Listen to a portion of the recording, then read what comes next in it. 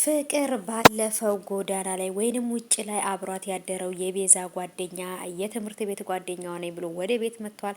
የኔ ፍቅር ብሎ ቅፍ ሲያረጋት እናቲቱም ሮማንም ክው ብሎ ነበር የቀሩት። እሷም መተንፈስ እስከሚያቅታት ድረስ ጸጥ ነበር ያለችው።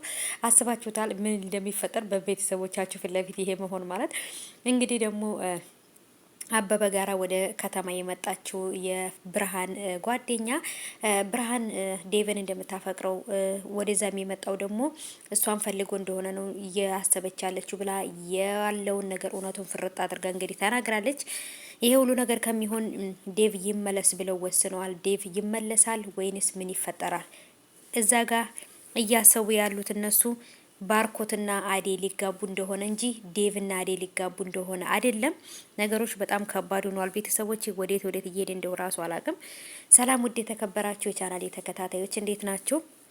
ከኔ ጋር ሁሉ ሰላም ነው። ሰላማችሁ ይብዛልኝ ባላችሁበት ውድ ቤተሰቦቼ። ለቻናሌ አዲስ ከሆናችሁ ሰብስክራይብ አድርጋችሁ ቤተሰቡን ነባሮች እንኳን በሰላም መጣችሁ ብያለሁ።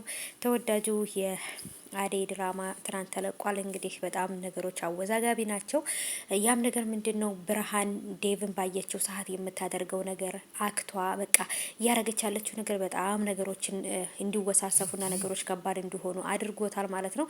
ያም ነገር እንግዲህ እሱም ባየችው ቁጥር ካንተ ጋር መሆን የምፈልገው ካንተ ጋር መዝናናት ፈልጋለሁ ካንተ ጋር መሆን ፈልጋለሁ እያለች በጣም ነገሮችን እያወሳሰፈችው ነው ማለት ነው። ይሄ ነገር ደግሞ እሱ ከመቼ ወዲህ ነው አንቺ ከኔ ጋር መሆን የምትፈልጊው እያለ ነበር እየጠየቃት የነበረው።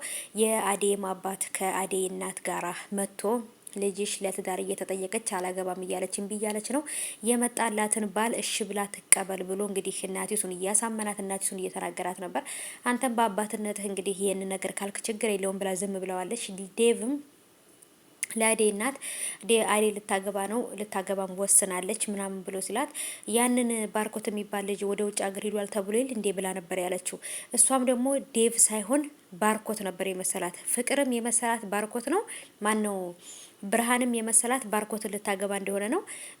እናቲቱን ብትሆን ደግሞ ባርኮት ልታገባ እንደሆነ ነው ያወቀችው እንጂ ራሱ ዴቭን ልታገባ እንደሆነ አላወቁም። ዴቭም እንግዲህ ምንም ነገር ሳያደርግ ምንም ነገር ሳያስተካክል ወደ ከተማ እንዲመለስ ሊያደርጉት ነው። ምክንያቱም ነገሮች ገና ናቸው። እኔ ነኝ አዴን ማገባት ከአዴ ጋር የምጋባው እኔ ነኝ ባሏ ብሎ እንግዲህ ለቤተሰብ አልተናገረም። ያን ነገር ሲናገር ይቀበላሉ አይቀበሉም የሚለው ነገር በጣም ከባድ ነው። በተለይ ደግሞ ብርሃን እህቷ ዴቭን ማፍቀሯ ሁለት እህታማቾች አንድ ወንድ ማፍቀራቸው ደግሞ ምን ያህል ነገሮችን ከባድ እንደሚያደርገው ታውቃላችሁ።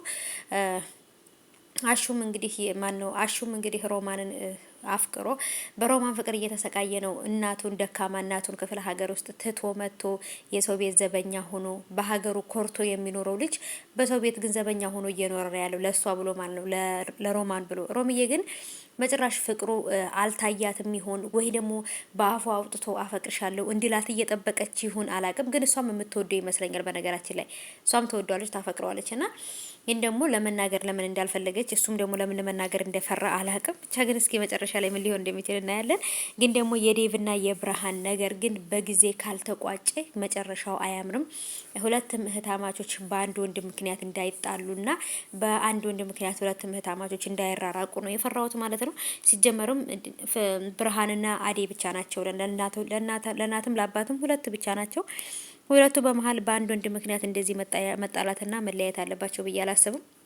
ብቻ ነገሮች በጣም እየተወሳሰፉ ነው። በጣም ነገሮች ከባድ እየሆኑ ነው ማለት ነው። ቤተሰቦቼ ምን ሊፈጠር እንደሚችል አላቅም። በቀጣይ የብርሃንም ጓደኛ መታ እዚህ ጋር እውነቱን ባትናገር ነገሩ እንደውም በጣም ይባባስ ነበር ብዬ አስባለሁ።